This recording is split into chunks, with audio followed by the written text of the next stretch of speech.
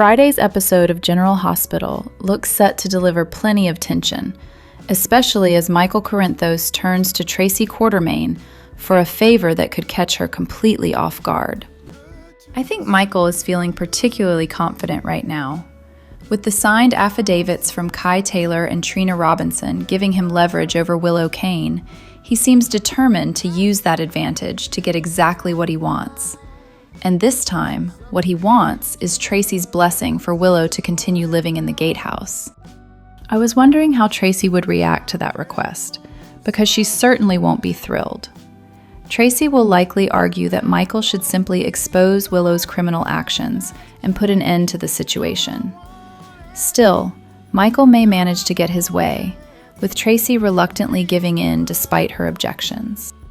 Meanwhile, Danny Morgan will find himself in need of help and send out a distress call to Charlotte Cassadine. Unfortunately, I'm not sure Charlotte's advice will do Danny any favors. Charlotte will encourage Danny to fight Drew Kane for his place in Scout Quartermaine's life rather than backing down. To me, that sounds like exactly the kind of advice that could make an already complicated situation even messier. During another poolside bonding session, Scout will open up to Rocco Falconeri and reveal a secret she doesn't want anyone else to know. I think whatever Scout shares could become important later, especially with Drew continuing to create friction within the family. Jason Morgan, meanwhile, will pay Carly Spencer a visit and make her his confidant. I suspect Jason will talk about his plans to get out of the mob, along with his concerns about everything Drew is doing involving Danny.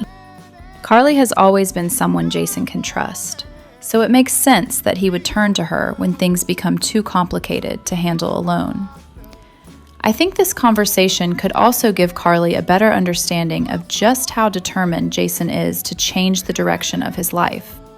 Elsewhere, Drew will head to the Metro Court Gardens for a tense conversation with Alexis Davis. However, Jack Brennan is expected to interrupt and make it clear that Drew already has enough people working against him. Of course, Brennan has leverage over Drew because of the blackmail material he obtained involving Willow and Nina Reeves. Drew can't expose their crimes without putting himself in an even worse position, but that certainly doesn't mean he has abandoned his plans for revenge. I think Brennan will make that point very clear with a veiled threat before likely reconnecting with Nina. Willow could also become part of that conversation and reveal just how much trouble Michael's new leverage has created. With the affidavits from Kai and Trina in Michael's possession, Willow may admit that he now has enough power to make serious demands. After Willow explains exactly what Michael wants, Brennan may come up with an offer of his own. Friday's episode is expected to feature Jack delivering some kind of proposal, so I'm curious whether Willow and Nina will see it as their way out, or simply another trap. Across town, Molly Lansing Davis will make a pitch to Cody Bell. I'm not entirely sure what Molly has in mind yet. It could involve a fresh idea for promoting the book, or perhaps she'll come up with a reason for Cody to spend more time getting to know Serena Baldwin.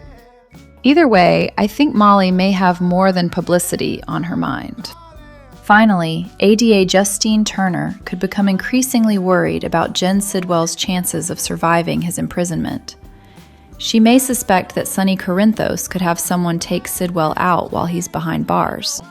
Sonny, however, may reassure Justine that if Sidwell is eliminated inside Pentonville, it won't be because he ordered it. That distinction could be enough to ease Justine's concerns, at least temporarily. Still, I think Sonny's reassurance may leave plenty of room for questions about what could actually happen to Sidwell behind prison walls. Friday's General Hospital promises shifting alliances, family conflicts, blackmail, and several characters trying to gain the upper hand. And if Michael really believes he has Willow cornered, I have a feeling someone may be preparing to turn the tables on him. General Hospital spoilers suggest that Kai Taylor may be walking straight into danger, and I think his fate could create a major mystery in Port Charles. If Kai ends up dead, Willow Kane could quickly become the prime suspect. After all, Michael Corinthos just made a dangerous move by blackmailing Willow with the signed affidavits from Kai and Trina Robinson. By naming both Kai and Trina, Michael made it clear that Willow knows they are helping him. I was wondering how far Willow might go once she realizes what they have done. She is already furious, and I think she could lash out with some serious threats. Willow certainly won't want Kai continuing to work against her, so she may warn both Kai and Trina that there will be consequences. That could become very important if Kai suddenly turns up dead. If Willow has already threatened Kai, those words could come back to haunt her. And considering how devastated Trina already is over Curtis Ashford being sent to prison, I wouldn't be surprised if GH piled even more heartbreak onto her by taking Kai away. If Trina discovers Kai's body after a horrific attack, Willow could immediately land on her radar. Michael might also start questioning whether his blackmail pushed Willow too far. From Michael's perspective, it could look like Willow finally snapped and retaliated by killing Kai. But I think there may be another possibility. Willow could actually be innocent this time. Fans know Trina has a secret stalker, and that person seems determined to get Kai out of her life. If the stalker is responsible for Kai's death, Willow could simply be the perfect person to blame. In fact, I think the stalker could deliberately frame Willow. Planted evidence, suspicious messages, or other clues could make it appear that Willow followed through on her threats. Before the truth comes out, Willow might even find herself arrested for a murder she didn't commit. To me, that would be a particularly ironic twist. Willow could potentially get away with shooting Drew Kane, only to find herself facing prison because someone else framed her for Kai's murder. Of course, we may be wrong about Kai's fate altogether. But if the writers really are setting him up for a shocking exit, I think the aftermath could be just as important as the death itself. The real question is whether Willow will become the killer everyone believes she is, or the latest victim of a much bigger conspiracy. General Hospital spoilers suggest Willow's emotional roller coaster is far from over, so I think even more shocking developments could be waiting for her in the weeks ahead. I think General Hospital may have quietly left the door open for Casius Faison to make a surprising comeback sooner or later. After all, there had to be a reason the show secretly kept Casius alive and eventually put him to work with the WSB. I was wondering if Casius was ever really meant to have a permanent exit after that dramatic showdown on Spoon Island. Instead, Z faked his death and allowed Casius to take the blame for the entire cold fusion mess. Rather than Ross Cullum facing the consequences he deserved, Casius was turned into the convenient villain. What makes this even more interesting is Jocelyn Jack's involvement. She had to cooperate with the plan against Casius, but she has no idea that he actually survived. Now he's apparently a WSB employee, just like her. To me, that feels like a secret the show could eventually use for a pretty emotional reveal. I think Jocelyn finding out the truth about Z's deception could be the perfect setup for Casius's return, especially if Ryan Pavey doesn't want to commit to a long-term General Hospital storyline. Casius wouldn't necessarily need to return for months. A short, dramatic appearance could be enough to give both characters some closure. Jocelyn is determined to get back into the field and take on another WSB mission, and it seems like she really misses the adrenaline that comes with the job. But we all know Jocelyn can be reckless when she gets caught up in the excitement, so I could easily see her getting herself into serious trouble during her next assignment. And that's where I think Casius could enter the picture. Imagine Jocelyn being trapped in a dangerous situation, thinking she has no way out, only for Casius to suddenly appear and rescue her. At first, she might not even recognize him. Then comes the shocking realization: Casius is alive. I think that could be a fantastic moment because Casius wouldn't just be returning from the dead. He would be returning as someone who has completed his own WSB training and has been living an entirely different life while Jocelyn believed he was gone. Z might eventually have to let Jocelyn learn the truth about what happened. And honestly, I don't think Jocelyn would take the deception very well. She could be furious that she was lied to, but at the same time, she might feel terrible knowing that she helped smear Casius's name without realizing he was still alive. To me, that creates an emotional opportunity for both characters. Jocelyn could apologize, Casius could finally explain what happened, and the two could confront the consequences of the deal that turned him into the villain. Maybe Casius doesn't need to stick around permanently. Perhaps the show could simply give Jocelyn and Casius one powerful reunion, allow them to finally clear the air, and then decide where the story goes from there. I may be wrong, but I think keeping Casius alive and connecting him to the WSB gives General Hospital a very convenient story card to play later. His unexpected return could catch Jocelyn completely off guard and force her to confront a secret she never even knew existed. If the writers want a surprise comeback that also gives Jocelyn an emotional storyline, Casius could be the perfect choice. General Hospital currently has two characters who are unattached, Ava and Dante. And I have to admit, I started wondering what would happen if these two actually gave romance a chance. Because honestly, they could be absolute fire together. And I can already imagine whose head would explode if it happened. Ava has certainly never been known for choosing the simplest relationships. Her romantic history includes some seriously complicated territory, including the time she was involved with Morgan while also sleeping with Sunny in a crypt. That relationship eventually resulted in Avery, because apparently nothing in Port Charles can ever be uncomplicated. Dante, meanwhile, is generally the more grounded one. He's the normal guy compared with Ava, or at least as normal as anyone in Port Charles can be. His relationship with Sunny has already included Sunny shooting Dante in the chest when Dante was working as a cop. Of course, Sunny didn't know Dante was his son at the time, so I suppose we're supposed to put that one in the family misunderstanding column. Right now, Ava is single, Dante is single, so why not? First of all, I think they would look ridiculously good together, maybe even too good. There is a very real possibility that putting these two actors in the same scenes would be an excessive amount of attractive in one place. But I'm willing to take that risk. And then there's the chemistry. Both actors have shown they can create sparks with just about anyone, so I can only imagine what would happen if Ava and Dante were actually written as a couple. Dante has already had his experience with a bad girl through his relationship with Sam.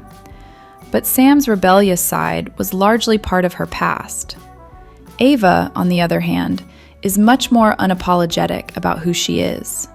She knows exactly what kind of woman she is, and she isn't particularly interested in pretending otherwise. Interestingly, Ava doesn't exactly have the strongest history with the nice guys. There was Silas, there was Griffin, and, well, that list gets pretty short after that.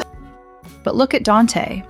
Doesn't he have at least a little of that same handsome good guy energy? Maybe that's precisely why this pairing could work. Of course, the real entertainment would begin the second Sunny found out. If Dante started dating Ava, I think Sunny might completely short-circuit. This is his son dating Ava? Without his permission? How dare they? And then we have Sunny's long-running criticism of Ava as a mother, because, in his view, she surrounds herself with dangerous people. Well, if Ava suddenly starts dating Sunny's son, the cop, what exactly is Sunny going to accuse her of then? That's the part I'd really like to see. Because whether Ava and Dante would actually work as a long-term couple is one question. But watching Sunny try to process his son dating Ava, to me, that could be the real General Hospital event. I may be completely wrong about this pairing. Maybe Ava and Dante would be a disaster. Or maybe they'd surprise everyone and become one of those couples nobody saw coming, but suddenly can't stop watching. Either way, I think Ava and Dante together would give Port Charles exactly what it does best: romance, family drama, beautiful people making questionable decisions, and Sunny having an absolute meltdown. I think Thursday's General Hospital episode was really about pressure building from every direction. Joss was determined to stand her ground. Anna quietly set a dangerous trap. Britt found herself caught in the middle of a mystery, and Trina had to watch her father face a devastating verdict. Joss and Hudson wasted no time getting on each other's nerves. After Hudson climbed out of the pool, he immediately wanted to know whether she had finally chosen someone to serve as interim head of JJE. Joss, however, wasn't interested in being pushed. The two continued arguing as she finished swimming. Hudson warned that things at the company were falling apart and suggested there might not even be a company left if she didn't move quickly. I can understand his concern, but Joss clearly wasn't going to let him dictate her decision. They eventually discussed possible candidates, with Hudson offering to put together a list. Joss said she would review the shortlist with someone she trusted. Hudson worried that employees could lose their jobs while she took her time, but Joss refused to be rushed and sent him off to make the list. Meanwhile, Britt ran into Rocco, who immediately opened up about how suffocated he felt now that Charlotte was gone. His parents were apparently keeping an even closer eye on him, and Britt reminded him that having people who care about you isn't necessarily a bad thing. Rocco also asked about Britt's medication, giving her an opportunity to explain the truth. She never had Huntington's disease after all. That revelation still feels important to me, especially considering everything else happening around Britt. Anna, meanwhile, was watching Emma and clearly thinking several steps ahead. Emma explained that Gio was becoming increasingly busy and that she worried their relationship could suffer as their lives moved in different directions. She expected Gio to have a huge future while she concentrated on school, and I think she was already preparing herself for the possibility that they might drift apart. Anna tried to reassure her. She pointed out that their paths might be different, but communication could help them stay connected. She also reminded Emma that plenty of women would probably be interested in Gio, but the important thing was that Gio wanted Emma. After Emma left, Peter appeared and warned Anna not to allow Britt to destroy her relationship with Emma. That immediately made it clear that Anna's concerns about Britt were far from over. Anna encouraged Emma to plan a weekend getaway with Gio, even suggesting the shoe museum in Toronto. But once Emma was gone, Anna turned her attention directly toward Britt. The two discussed Casius, and Anna made it clear that nobody could know she was investigating what happened. Whatever they were planning had to remain completely secret, with no trail leading back to them. Then Peter clapped and declared that the trap was set to eliminate Britt. I think that was one of the biggest warning signs of the episode. Anna may have been acting like she was helping Emma, but she was simultaneously moving pieces into place against Britt. The question is whether Britt realizes just how dangerous her situation has become. At the courthouse, Martin and Molly anxiously waited for the jury's decision. Jordan and Curtis arrived, with Curtis trying to remain calm, despite knowing his future was about to be decided. Jordan reassured him that he was handling the situation better than most people would. Trina and Kai soon arrived to support Curtis as well. Trina admitted that she wished her father had told her the verdict was coming, but Curtis was simply grateful that she was there. The emotional tension increased when Gannon and Portia arrived. Curtis immediately left after seeing them, while Trina made it clear to her mother that supporting her father didn't mean she was taking sides against Portia. Gannon even told Trina that her father was lucky to have her. Then the hearing began, and there was no more waiting. The jury returned its verdict and found Curtis guilty. The judge sentenced him to 10 years in Pentonville, with possible parole after 2 years. Martin immediately began thinking about the next step, getting Curtis 48 hours to report and promising that he would start working on an appeal. Molly awkwardly acknowledged Jordan before leaving, but the biggest emotional moment came when Trina rushed to her father and broke down in tears. To me, that ending really brought the episode together. Trina has spent so much time trying to hold everything together, But hearing that her father was going to prison made the reality impossible to ignore. And with Anna setting a trap for Britt at the same time, I think Thursday's episode left several stories heading toward much bigger trouble. Joss may have won her battle against Hudson for the moment, but JJE is still in crisis. Britt is walking into a situation she may not fully understand. Anna is clearly hiding a larger plan, and Trina now has to deal with the consequences of Curtis's conviction. I may be wrong, but it feels like these storylines are only getting started. Curtis sits with Jordan, still struggling to understand how the jury could reject his arguments. I think the bitter irony isn't lost on him either. For at least the next 2 years, Gannon may actually be the better father to his son, simply because Curtis won't be there. Jordan tries to reassure him that he won't be alone. She promises she'll visit and wait for him. Meanwhile, Trina is beating herself up for distancing herself from her parents. Kai reminds her that she didn't do anything wrong, and he promises to stand by her. But after Kai leaves and Trina stays behind to write, I can't help wondering if she's really alone. Someone is watching her from outside.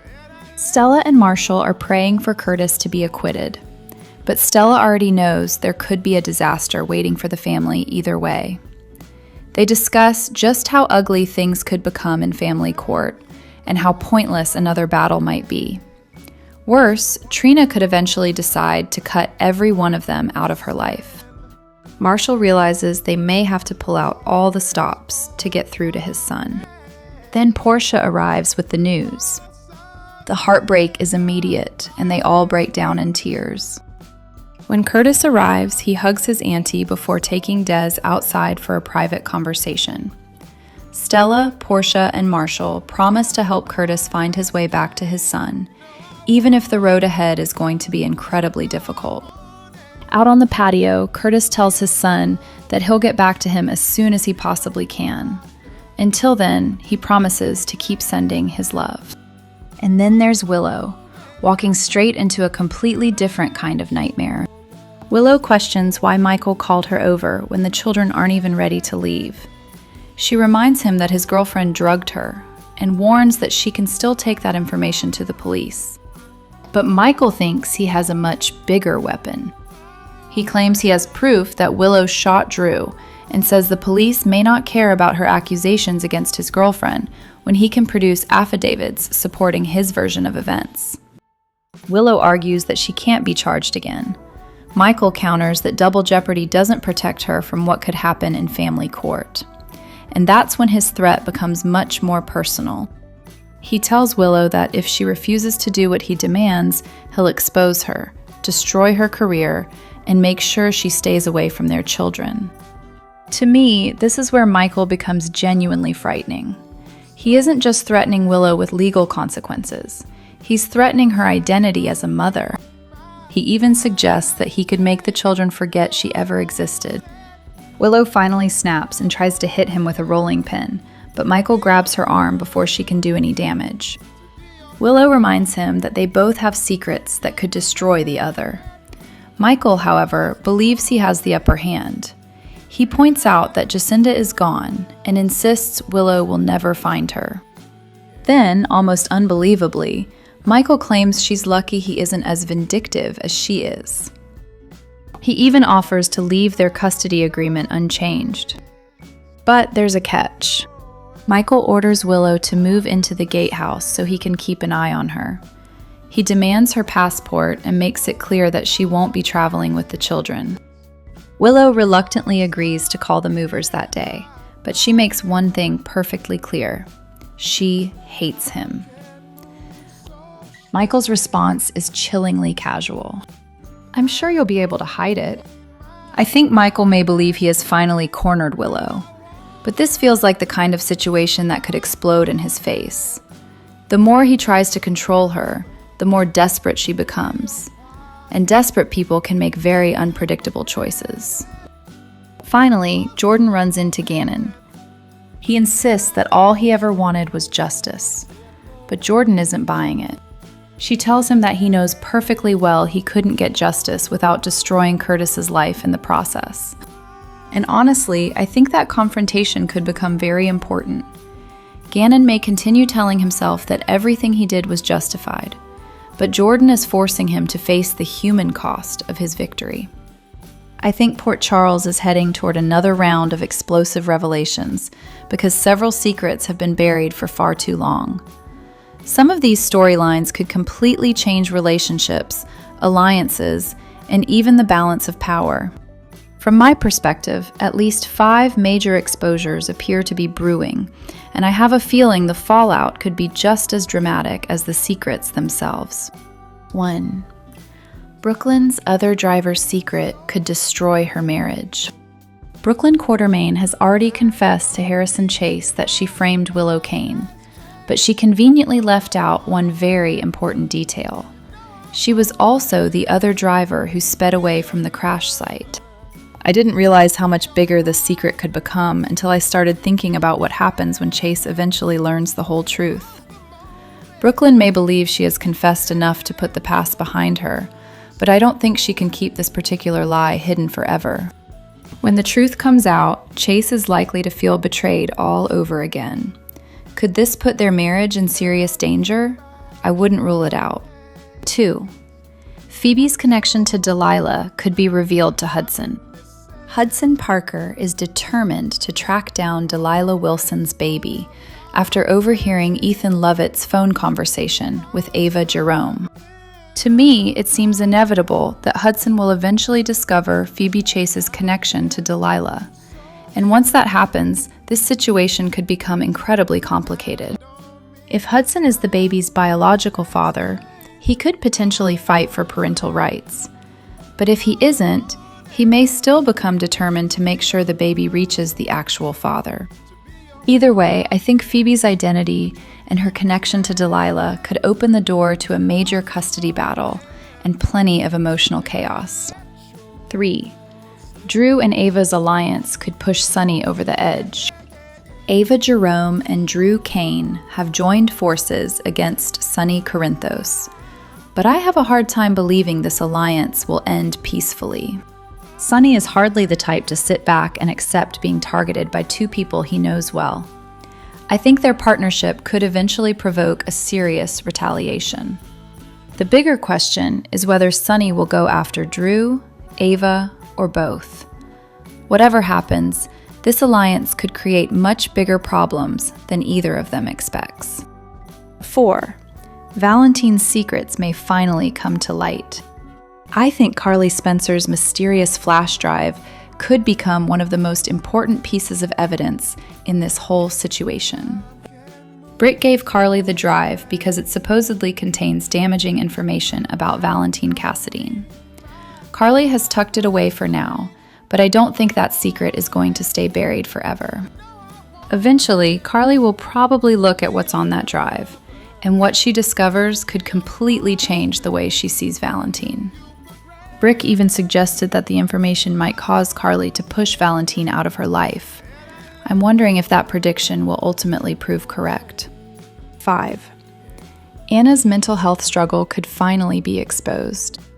Anna Devane has managed to convince almost everyone that she is doing much better mentally. But I think viewers know there is still something seriously wrong beneath the surface. Peter August continues to appear in Anna's visions and has been pushing her toward killing Britt Westbourne. That is not something she can simply ignore forever. Anna may be able to maintain the appearance that everything is fine for a little while longer, but sooner or later, someone is likely to notice that she is struggling much more than she admits. I think Anna is going to need professional help again, and when the people around her finally realize the truth, it could become another major turning point. Overall, I think these 5 secrets have the potential to create some huge shakeups in Port Charles. Brooklyn's marriage, Phoebe's identity, Sunny's enemies, Carly's discovery, and Anna's mental state could all collide with other storylines and create even more unexpected twists. Of course, I could be wrong about how some of these reveals unfold, But to me, these are exactly the kinds of secrets that General Hospital tends to hold on to until the fallout can be maximized. And when these stories finally explode, I think Port Charles is going to get a lot more chaotic. I think Scout Kane may finally be reaching her breaking point with her father, Drew Kane. If Drew keeps trying to control who she can see, who she can talk to, and which parts of her family she is allowed to have in her life, I was wondering if Scout might take a much bigger step than anyone expects, asking to become an emancipated minor. And honestly, I think Scout has just enough of her mother Sam McCall in her to be gutsy enough to actually follow through. Scout doesn't hate her father. She loves him, and I don't think she wants to end their relationship. What she wants is freedom. To me, there's a huge difference between wanting independence and wanting to cut a parent out of your life. The real problem is that Scout doesn't want to give up her other family relationships just to keep peace with Drew. She wants to know her relatives. She wants to have a relationship with Danny Morgan. And she certainly doesn't want Jason Morgan to become someone she is forbidden from talking about or being around simply because Drew is jealous of him. Now, I'll give Drew this much. He does have a point when it comes to Danny. Danny can be impulsive, and sometimes he charges into situations without thinking through the consequences. I can understand why Drew would worry about Scout being caught up in that kind of behavior. But I don't think Danny would intentionally hurt his sister. And Scout knows that. That's why I think her frustration with Drew is going to become more serious. She hates lying to her father, but when a teenager feels like the only way to maintain relationships with her family is by hiding things from a parent, that says something about the situation. Scout may not be outright lying either. Instead, she could start withholding information, deleting messages, keeping certain conversations private, and avoiding subjects she knows Drew will immediately shut down. For example, if Scout contacts her grandmother, Alexis Davis, about wanting emancipation, she might delete the message afterward because she's afraid Drew will check her phone. I could see Alexis becoming extremely concerned once she realizes how serious Scout is. In fact, I think Alexis might even consider getting Scout a burner phone so she can communicate privately. The problem, of course, is figuring out how to get it to her without Drew finding out. But emancipation is not something a minor simply gets because their parent is controlling. There are legal requirements, and I'm not convinced a judge would grant Scout's request based solely on Drew being overprotective. That's where Martin Gray could become important. If Drew is still refusing to let Scout communicate with Alexis, Alexis could reach out to Martin for advice. Since Martin is Drew's attorney, perhaps he could be the person who gets through to him in a way that everyone else has failed to do. And I think there could be a clever way for Scout to protect herself, too. The story could become that Scout spoke with Martin about the emancipation issue. That way, she isn't necessarily exposed for secretly contacting Alexis behind Drew's back.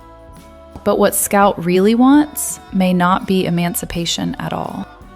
Maybe she wants Drew to wake up. I was wondering if simply hearing that his daughter is seriously considering emancipation could finally make Drew realize how far his control has gone. Because there are other ways to address his concerns about Danny. If Drew genuinely believes Danny poses a safety risk, visitation and family interactions could be structured differently.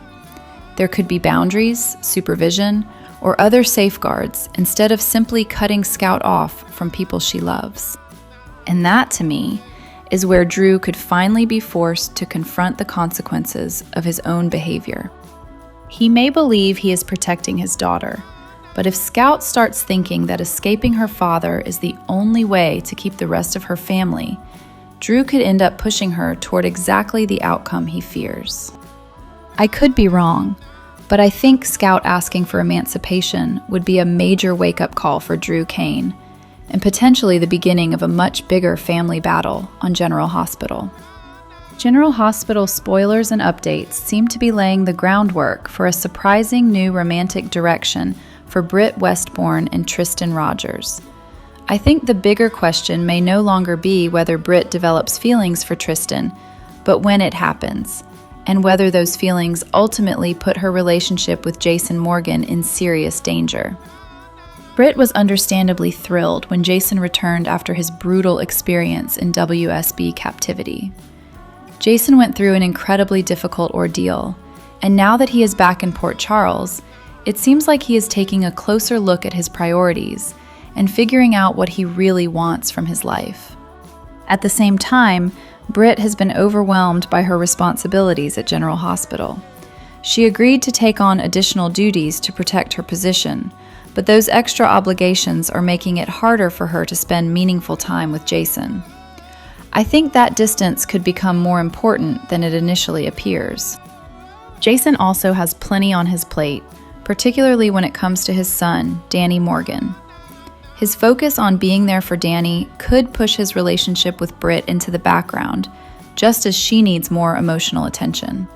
To me, it feels as though the show is deliberately creating distance between Jason and Britt, rather than giving them the romantic reunion fans might expect. They are being separated emotionally and physically, and that could be the perfect setup for someone else to enter Britt's life. There is also a major secret hanging over Britt's relationship with Jason. Britt kept Jason in the dark about the truth surrounding Nathan West and Casius Faison. She had an opportunity to tell Jason about the twin switch, but she chose to keep that information from him. I think that secret could eventually come back to haunt her. If Jason discovers that Britt knew more than she admitted, it could create another crack in their already fragile relationship. And if the writers are looking for a reason to push Jason and Britt even farther apart, this secret would certainly give them one. Meanwhile, Tristan could become increasingly important to Britt. The show may be intentionally keeping Jason occupied, so Britt has room to explore a different connection. If Anna Devane eventually takes drastic action against Britt, particularly if Peter August manages to get what he wants, Tristan could potentially be the person who steps in to save her. And if that happens, I think it could create a powerful turning point. Imagine Britt being rescued by Tristan at a moment when she is frightened, vulnerable, and emotionally overwhelmed. That kind of situation could easily lead to an unexpected moment between them, and possibly their first kiss. I could see the kiss happening, almost impulsively, with neither Britt nor Tristan fully prepared for what they are feeling. Sometimes on General Hospital, the most complicated romances begin during the exact moments when characters least expect them. Of course, if Britt and Jason are still romantically involved when this happens, things could become extremely messy. A kiss with Tristan would be a serious betrayal, especially considering that Tristan has been part of Jason's journey home to Port Charles. I think that could make the fallout even more dramatic. Britt might initially try to convince herself that the kiss meant nothing, but if there is genuine chemistry between her and Tristan, it may become increasingly difficult for her to ignore. What starts as one unexpected moment could turn into a completely different romantic storyline. I may be wrong, but it feels like Britt's love life is already beginning to shift. The writers appear to be creating the circumstances for Jason and Britt to drift apart, while giving Tristan more opportunities to become part of Britt's world. And if that first kiss comes after Tristan saves Britt, it could mark the beginning of a romance that neither of them saw coming. For now, I think the real question is whether Britt can keep her secrets, her relationship with Jason, and her growing connection with Tristan from colliding. Because once those three storylines finally intersect, General Hospital could be heading toward a very dramatic romantic triangle. I think General Hospital is setting the stage for something much bigger and potentially much more dangerous in Willow Kane's storyline. The longer Willow and Michael Corinthos' feud continues, the harder it is to believe this conflict will end quietly. In the August 12th episode, Nina Reeves practically spelled out the warning when she told Willow that the situation had gotten completely out of control.